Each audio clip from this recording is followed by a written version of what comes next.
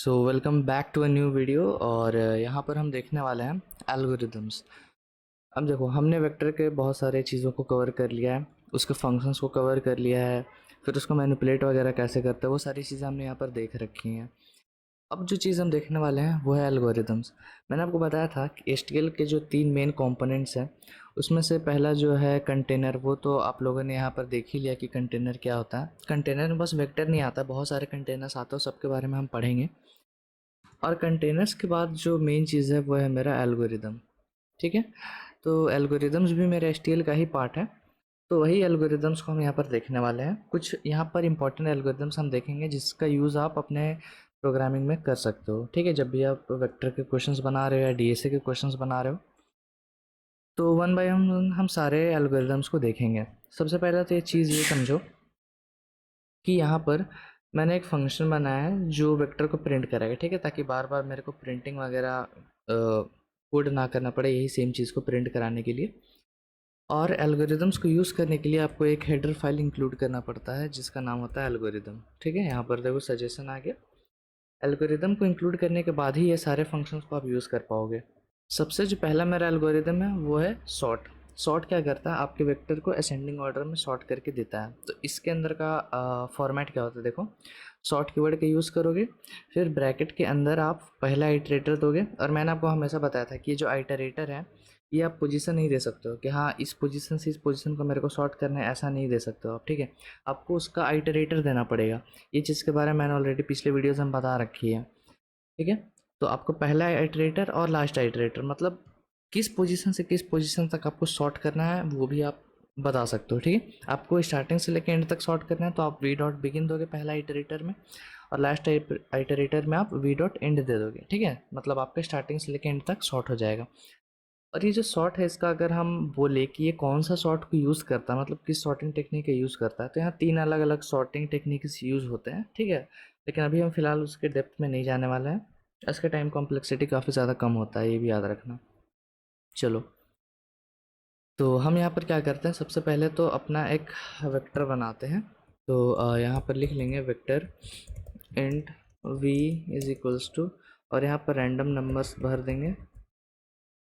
ठीक है, ये मेरे नंबर्स यहाँ पर आ गए। अब क्या करते हैं, इसको सॉर्ट करवाते हैं। तो पहले क्या करते हैं कि सी आउट, एक और काम कर लेते हैं, इसको थोड़ा सा सिस्टमेटिक रखते हैं। यहाँ पर सी आउट लिखेंगे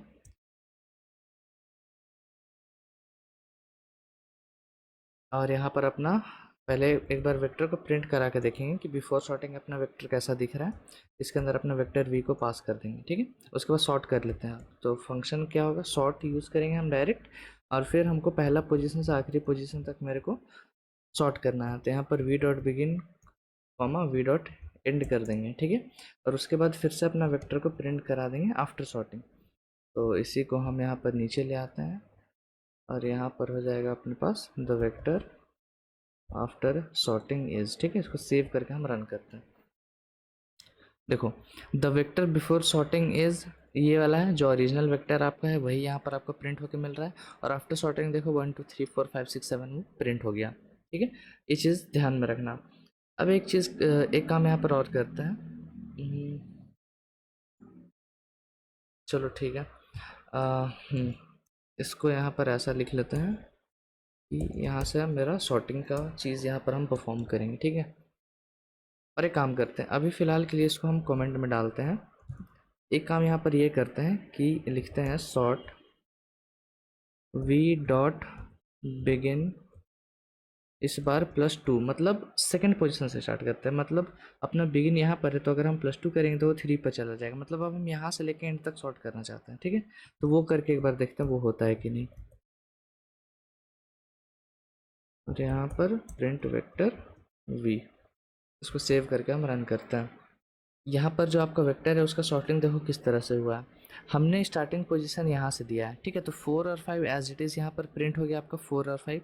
उसके बाद यहाँ से लेके यहाँ तक उसने पूरा सॉर्ट कर दिया है। ठीक है, तो आप पोजीशन भी बता सकते हो कि कहाँ से कहाँ तक आपको सॉर्ट करना है, तो ये भी आप कर सकते हो।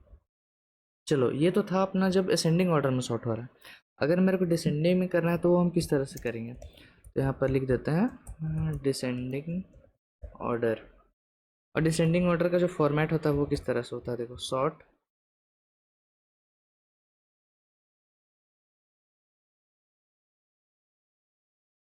ठीक है। तो ये फॉर्मेट है। तो अब हम यहाँ पर फर्स्ट आइटरेटर की जगह यहाँ पर अपना वी डॉट बिगिन दे देते हैं, और यहाँ पर लास्ट आइटरेटर में अपना वी डॉट एंड दे देते हैं, वी डॉट एंड। तो ये करके आप अपना जो वेक्टर है उसको डिसेंडिंग ऑर्डर में सॉर्ट कर सकते हो। तो यहाँ पर प्रिंट वेक्टर वी करते हैं, इसको सेव करके हम रन करते हैं, ठीक है। तो ये फॉर्मेट है। इससे क्या होगा कि आपका जो ये ग्रेटर इंट जो एक एक्स्ट्रा पैरामीटर आपने लगाया है उसकी वजह से आपका जो वेक्टर है वो डिसेंडिंग ऑर्डर में सॉर्ट हो जाएगा, ठीक है। देखो यहाँ पर डिसेंडिंग ऑर्डर में वो सॉर्ट हो चुका है। चलो बढ़िया। तो ये हमने देखा कि हम सॉर्टिंग को कैसे यूज़ कर सकते हैं, ठीक है। अब नेक्स्ट जो चीज़ हम देखने वाले हैं वो है रिवर्स फंक्शन, रिवर्स एल्गोरिदम बोल लो। ये क्या करता है, आपके वेक्टर को रिवर्स कर देता है, ठीक है। तो इसके अंदर भी दो पैरामीटर आते हैं, किस पोजीशन से किस पोजीशन तक आपको रिवर्स करना है वो आपको प्रोवाइड करना पड़ेगा, ठीक है। ये इंडेक्स पे काम नहीं करता, हम बार बार बोल रहे हैं। तो यहाँ पर हम दे लेते हैं कि यहाँ से हमारा क्या स्टार्ट होने वाला है, रिवर्स, ठीक है। यही सेम वेक्टर को हम यहाँ भी यूज़ कर लेंगे, कोई दिक्कत नहीं है। बस इसको हम कमेंट में डाल देंगे ताकि सेम नाम से दो वेक्टर नहीं हो सकता यार, ये सारी चीज़ें तो आपको पता होनी चाहिए, ठीक है। इसके बाद हम क्या करते हैं कि इसको हम असेंडिंग ऑर्डर में ही बाय डिफ़ॉल्ट इसको लिख देते हैं, ठीक है। बिफोर रिवर्सिंग तो आपको दिख ही रहा है, हम यहाँ पर आफ्टर रिवर्सिंग करेंगे, ठीक है। तो हम यहाँ पर करेंगे कि अपना रिवर्स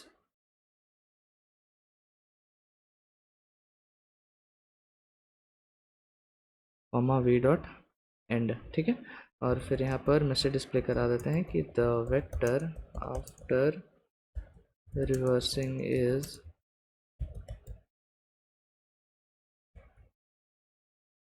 फिर यहाँ पर अपना वेक्टर को प्रिंट करा देते हैं, प्रिंट वेक्टर वी, ठीक है। इसको अब हम सेव करते हैं। देखो यहाँ पर आपका जो ओरिजिनल वेक्टर था वो 1 से लेकर 7 था, और ये रिवर्स हो चुका है, 7 से लेकर 1 हो चुका है, ठीक है। तो वेक्टर को आप रिवर्स कर सकते हो। अब ये मैंने असेंडिंग ऑर्डर में लिखा है, इसका मतलब ये नहीं कि आप किसी और ऑर्डर में ना ही लिख सकते हो, ठीक है। बस वो रिवर्स हो जाएगा। चलो, अब जो मेरा नेक्स्ट एल्गोरिदम है वो है मैक्स एलिमेंट। ये क्या करता है, आपके जो वेक्टर है उससे सबसे जो बड़ा एलिमेंट होगा, ठीक है, वो आपको डायरेक्टली आपको निकाल के दे देगा, ठीक है। और किस लोकेशन से किस लोकेशन तक आपको निकाल के देना है वो भी आप यहाँ पर बता सकते हो। चलो इसको देखते हैं।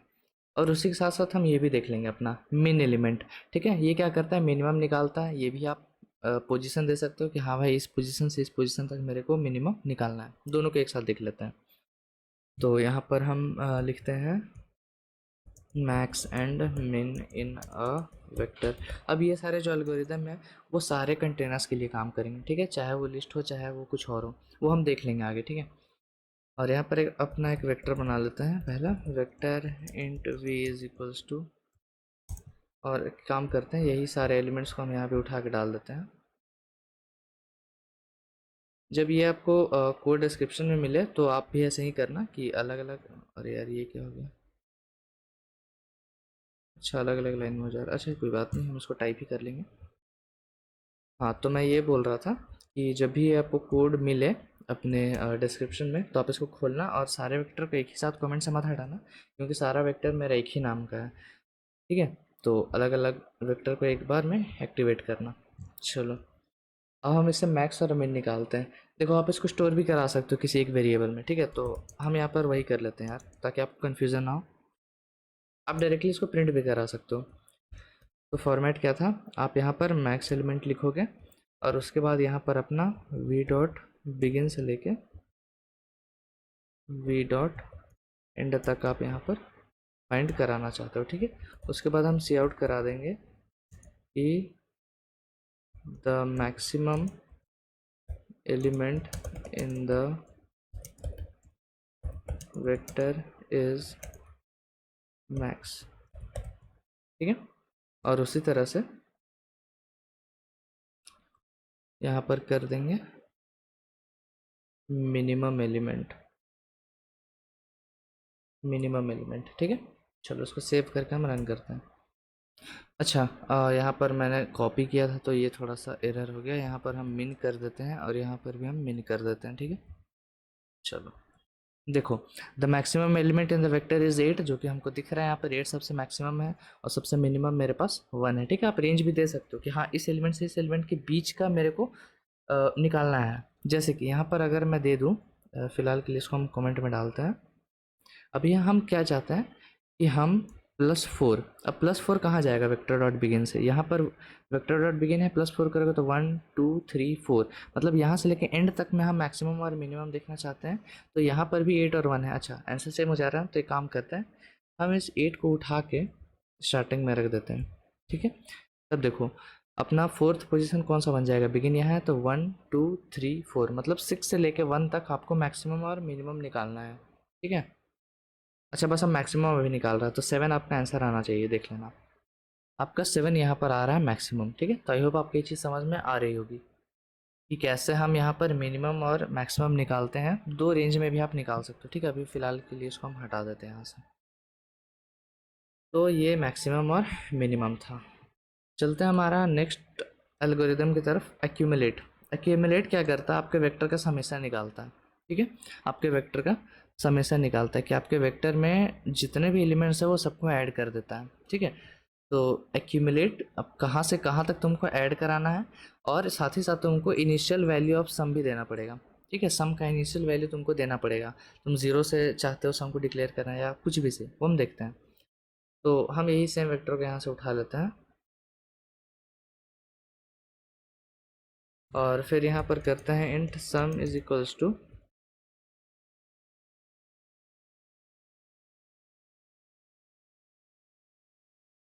और यहाँ पर आपको इनिशियल वैल्यू देना, तो हम यहाँ पर इनिशियल वैल्यू में 0 देते हैं कि 0 से मेरा स्टार्ट हो।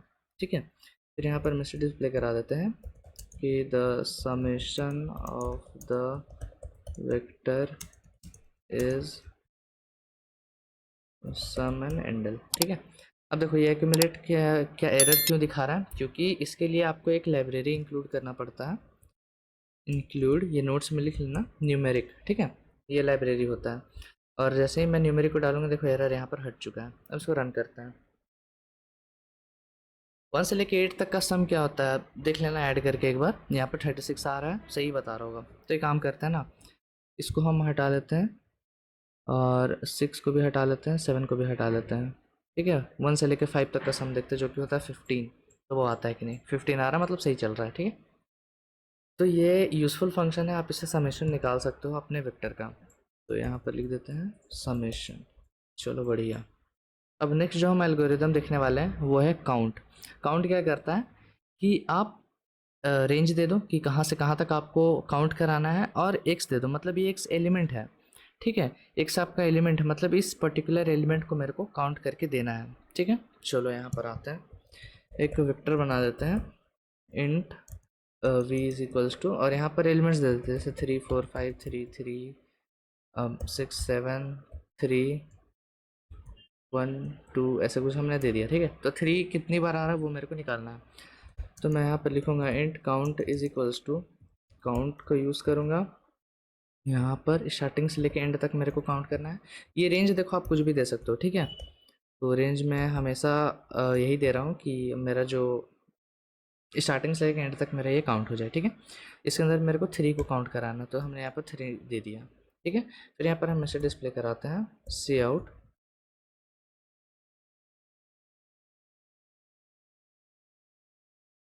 तो ये है। अब देखो यहाँ पर एरर क्यों बता रहा है, एरर यहाँ पर क्यों बता रहा है, देखो बहुत कॉमन सा एरर है। यहाँ पर काउंट जब हमने यूज़ किया तो जाहिर सी बात है कि ये कीवर्ड है। ठीक है, तो आप यहाँ पर फिर से ये काउंट को यूज़ नहीं कर सकते हो, तो यहाँ पर हमने ये काउंट को हटा दिया। काउंट कीवर्ड है ना, तो इसको आप as a variable name use नहीं कर सकते हो। इसको अब हम सेव करके रन करते हैं। 3 हैज़ ओकर्ड 4 टाइम्स, गिन लो यहाँ पर 1 2 3 4 टाइम्स ही आया है। चलो अब हम यहाँ पर क्या करते हैं, हमने काउंटिंग वगैरह कर लिया ना, चलो ठीक है। अब हम करते हैं फाइंड। फाइंड क्या करता है कि बताता है कि इस रेंज से लेके इस रेंज तक एक्स एलिमेंट प्रेजेंट है कि नहीं। ठीक है, और ये ट्रू या फॉल्स रिटर्न नहीं करता, ये इंपॉर्टेंट है। ये क्या रिटर्न करता है, आइटरेटर रिटर्न करता है उस पोजीशन का जहाँ पर वो एलिमेंट फर्स्ट आया है। ठीक है, फर्स्ट ऑकरेंस। अगर मान लो कि जैसे कि यही वेक्टर अगर हम ले लें, तो यहाँ 3 बहुत बार आ रहा है, ठीक है, लेकिन वो अपना पहला ऑकरेंस देगा, ठीक है, मतलब पहला जहाँ कहीं भी आ रहा है उसका वो आइटरेटर रिटर्न करेगा, ठीक है। और अगर नहीं आता तो वो क्या रिटर्न करेगा, वी डॉट एंड पे चला जाएगा, ठीक है, वो खुद पे खुद वी डॉट एंड पे चला जाएगा।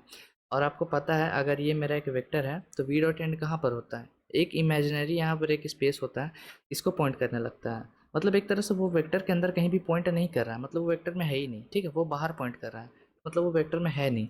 तो इसको हम देखते हैं। तो इसको हम कुछ ऐसा कोड कर सकते हैं। तो यहाँ पर हम पहले लिख देते हैं कि finding a an element in the vector, ठीक है, वेक्टर बनाते हैं पहले, वेक्टर, चलो ये मेरा एक वेक्टर है, ठीक है। अब हमको क्या करना है कि फाइंड करना है। तो देखो, एक तो ये चीज़ है कि आपको अगर डायरेक्टली, इसमें बहुत सारा अप्रोच हो सकता है ना।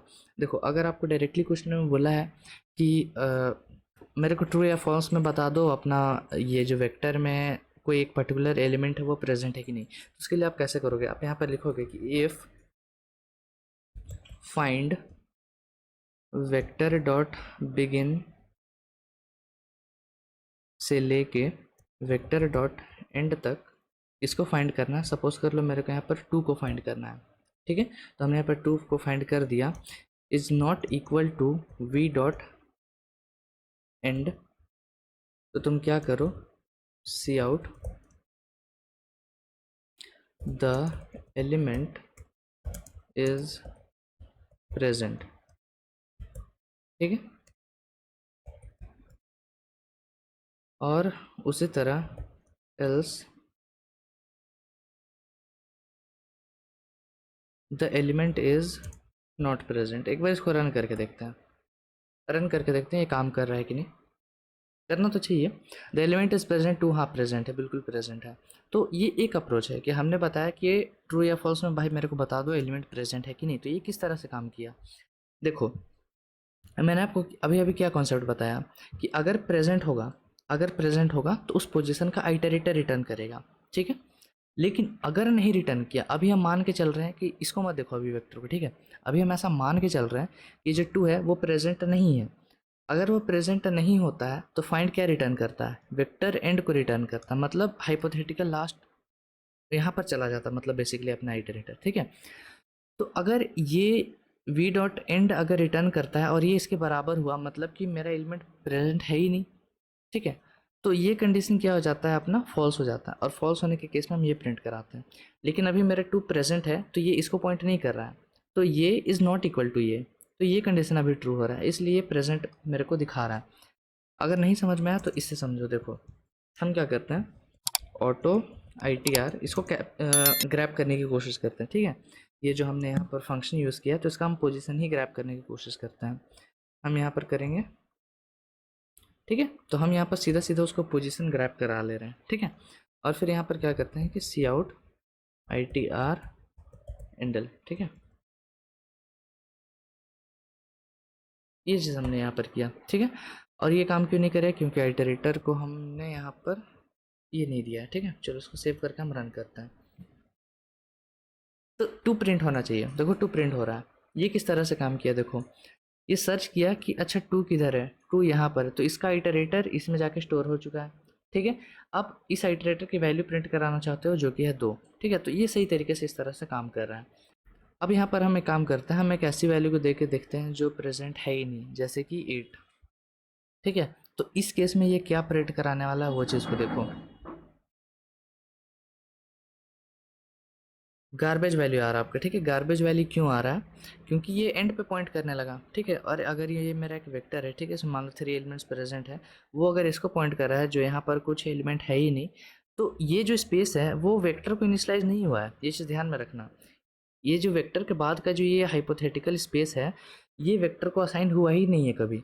तो इसमें बाय डिफ़ॉल्ट क्या वैल्यू है, गार्बेज वैल्यू है, इसलिए वो आपको गार्बेज वैल्यू यहाँ पर दिखा रहा है, ठीक है। तो ये चीज़ हमेशा याद रखना, ये किस तरह से काम करता है। आप जितना वेक्टर को समझते हो उतना डीप में वो और ज़्यादा कॉम्प्लिकेटेड वे में काम करता है, ठीक है। तो ये चीज़ हमेशा ध्यान में रखना कि कोई भी एलिमेंट अगर आप एंटर नहीं करोगे तो वी डॉट एंड को वो पॉइंट करने लगेगा, ठीक है। चलो यहाँ पर फ़िलहाल हम 2 डाल देते हैं, ठीक है। तो ये हमने कर लिया है फाइंडिंग द एलिमेंट। नेक्स्ट देखते हैं क्या है, बाइनरी सर्च। ठीक है, चलो ये मेरा लास्ट फंक्शन है। बाइनरी सर्च तो आपको पता ही है क्या करेगा। देखो यहाँ पर वेक्टर कितना मस्त चीज़ है यार, कि इसमें आपको एरे के जैसा ये कोड करने की ज़रूरत नहीं, ठीक है। बाइनरी सर्च का प्रोग्राम नहीं आता, कोई दिक्कत नहीं है। बाइनरी सर्च डायरेक्ट यूज़ करो, कहाँ से कहाँ तक तुमको सर्च करना है, और एलिमेंट को दे दो अपना, वो खुद निकाल के आपको दे देगा। तो यहाँ पर आते हैं, और यहाँ पर हम क्या करने वाले हैं, बाइनरी सर्च। बाइनरी सर्च का आई होप आपको पता हो कि बाइनरी सर्च किस तरह से काम करता है। इतना तो नॉलेज आपको होना चाहिए अगर आप एसटीएल पढ़ रहे हो तो। देखो, बाइनरी सर्च के लिए इम्पोर्टेंट कंडीशन क्या है कि आपका जो ये सर्चिंग का जो चीज़ है वो हमेशा सॉर्टेड जो चीज़ें हैं उस पर काम करती है, ठीक है। सॉर्टेज जो एरे है या वेक्टर है उस पर काम करता है, ठीक है। तो हमने यहाँ पर बाय डिफ़ॉल्ट अपना जो वेक्टर है उसको हमने सॉर्टेड में दिया है। उसके बाद ये क्या करता है ना, ट्रू या फॉल्स रिटर्न करता है, ठीक है। तो हम यहाँ पर लिखते हैं कि इफ़ बाइनरी सर्च, देखो यहाँ पर दिखा रहा है आपको बाइनरी सर्च कहाँ से कहाँ तक करना है। तो वी डॉट बिगिन से करना है, कॉमा वी डॉट एंड तक जाना है, ठीक है। और सर्च किसको करना है, तो सपोज कर लो हम यहाँ पर 11 को सर्च कराना चाहते हैं जो कि इस टाइम पे प्रेजेंट है, ठीक है। तो अगर ये ट्रू होगा तो हम सी आउट करेंगे कि द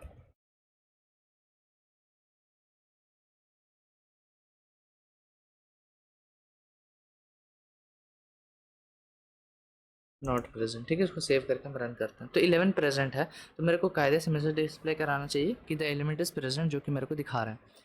अब कुछ ऐसा एलिमेंट डालता है जो है ही नहीं, 1 है ही नहीं मेरे पास, तो दिखाएगा the element is not present, ठीक है। तो ये ट्रू या फॉल्स रिटर्न करता है। क्या रिटर्न कर रहा है एक एल्गोरिदम, वो भी ज़रूरी है, ठीक है। तो ये चीज़ हमेशा ध्यान में रखना। तो यहाँ पर मैंने आपको कुछ इंपॉर्टेंट एल्गोरिदम बता दिए हैं, तो वो आपको ध्यान में रखने कि किस तरह से हम ये सारे एल्गोरिदम्स का यूज़ करके अपना प्रोग्राम को बना सकते हैं, ठीक है। अब ऐसा नहीं है कि यही सारा एल्गोरिदम होता है, और इसके अलावा बहुत सारे होते हैं, लेकिन इस अगर वो सारा आपको पता नहीं भी रहेगा तो भी आप कर सकते हो, ठीक है। इसमें बहुत सारा ऐसा चीज़ है जो आपको नहीं पता रहेगा तो भी आप कर सकते हो, लेकिन एक एल्गोरिदम रहता है तो आपको मतलब एक लाइन में आपका हो जाता है, ठीक है। बाकी देखो, ये शॉर्ट है तो ये इंपॉर्टेंट है, ये रिवर्स इंपॉर्टेंट है। मैक्स और मैक्स एलिमेंट या मिन एलिमेंट तो आप बिना इसके भी निकाल सकते हो, ठीक है। एक्यूमुलेट बिना इसके निकाल सकते हो, काउंट बिना एल्गोरिदम के निकाल सकते हो, फाइंड बिना एल्गोरिदम के निकाल सकते हो, बाइनरी सर्च भी ये इंपॉर्टेंट, ठीक है। ये बिना बाइनरी सर्च को कोड मत करने जाना, ठीक है। अगर आप डीएसए के क्वेश्चंस बना रहे हो, बाइनरी सर्चिंग का कुछ आ रहा है वेक्टर में, तो डायरेक्टली इसको यूज़ करो, ठीक है।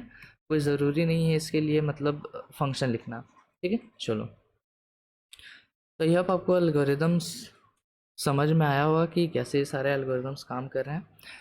और अगर वीडियो पसंद आया तो वीडियो को लाइक कर देना, चैनल को सब्सक्राइब कर देना, अपने दोस्तों के साथ शेयर करना। मिलेंगे हम आपसे नेक्स्ट वीडियो में, तब तक के लिए keep coding and bye bye.